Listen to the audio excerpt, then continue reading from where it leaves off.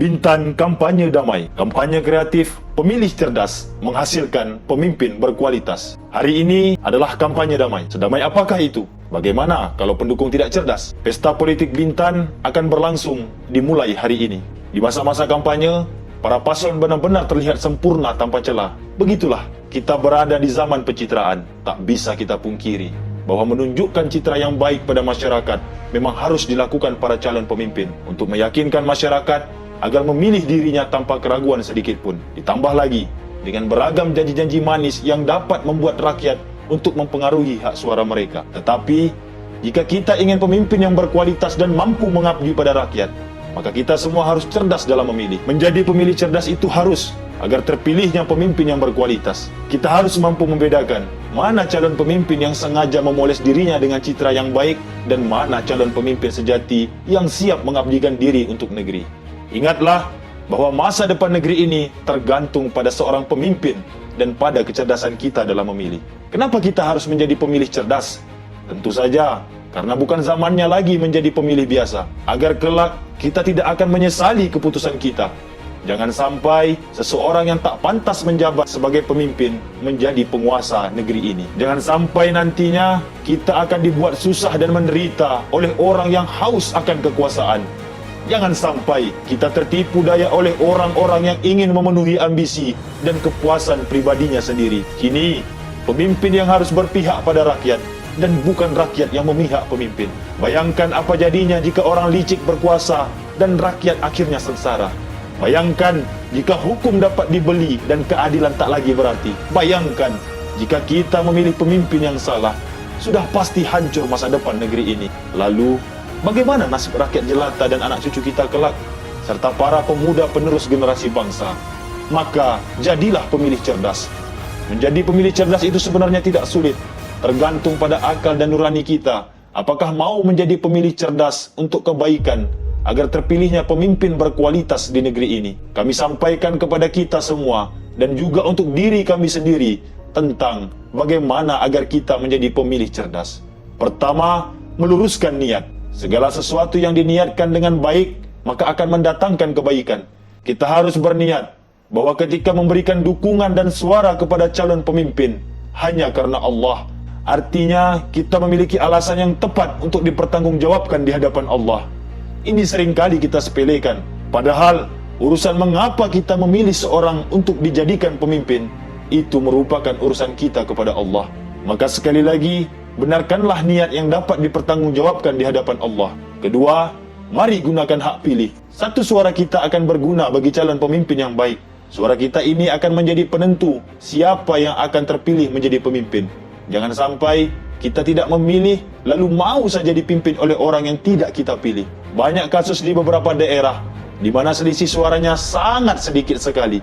Jika kita apatis, maka justru orang yang tidak baik akan menjadi pemimpin dan merugikan masyarakat pada umumnya. Ketiga, mengetahui rekam jejak calon pemimpin. Kita harus menelusuri dan mengkaji teliti kehidupan para calon pemimpin di masa lalu. Kita harus memastikan apapun yang diperbuat calon pemimpin di masa lalu akan memberikan kontribusi terhadap kehidupannya ke depan. Dalam konteks ini, yang perlu diperhatikan adalah bagaimana selama ini mereka hidup di tengah masyarakat. Apakah memiliki kepedulian atau hanya menjadi patung batu? Selidiki pula moral dan etika para calon.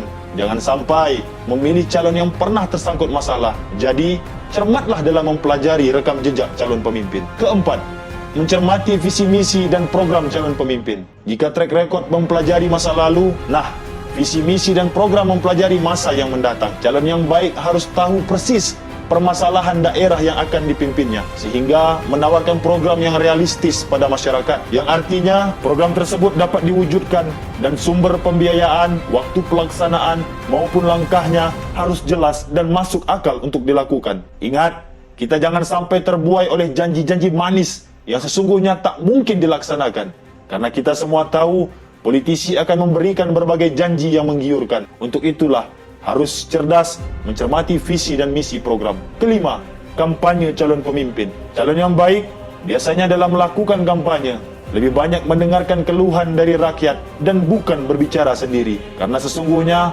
politik bukan hanya tentang pemimpin, tetapi tentang nasib rakyat. Kita harus memilih pemimpin yang mau mendengarkan aspirasi, berbagi keluh kesah, sampaikan agar mereka bisa mencari solusi dan pemecahan masalah di masyarakat. Lalu, lihat bagaimana calon pemimpin melakukan kampanye.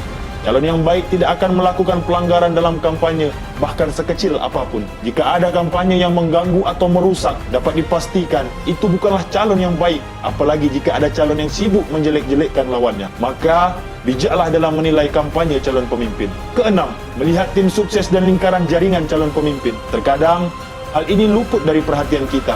Banyak kasus jatuhnya para pemimpin di negeri ini karena dia dikelilingi oleh orang-orang rakus dan tamak akan kekuasaan.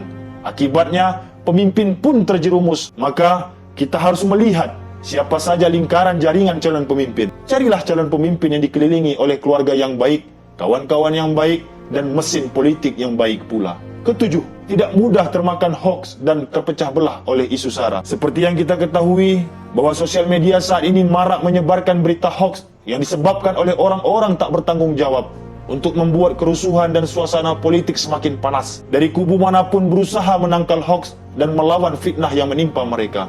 Dan biasanya, para pendukung yang anarkis yang menyebarkan hoaks untuk memenangkan pemimpin pilihannya. Bahkan, permasalahan agama dan golongan saat ini pun kian menjadi. Entah di mana rasa persatuan dan kesatuan kita saat ini. Maka, bijaklah dalam menanggapi semua berita. Jangan sampai termakan hoaks dan terpecah belah oleh isu sara. Kita adalah rakyat Indonesia yang penuh dengan keberagaman. Nikmatilah perbedaan dan kuatkan persatuan. Nah, itulah hal-hal penting dalam menjadi pemilih cerdas agar mendapatkan pemimpin berkualitas.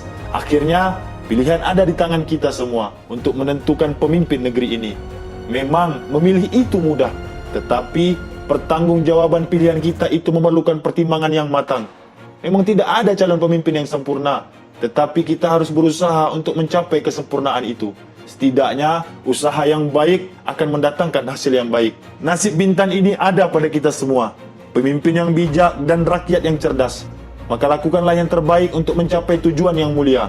Jika kita ingin pemimpin berkualitas, maka jadilah pemilih cerdas. Kita semua harus bersatu dalam perbedaan, agar tidak terpecah belah oleh orang-orang yang sedang berebut kursi kekuasaan. Kita semua harus bekerja sama dalam menciptakan kedamaian di masa pesta politik saat ini dan menjaga kerukunan dalam masyarakat. Pengabdian dan kontribusi terbaik harus kita mulai dari diri kita sendiri. Maka jadilah pemimpin cerdas. Salam Bintan, rumah kita.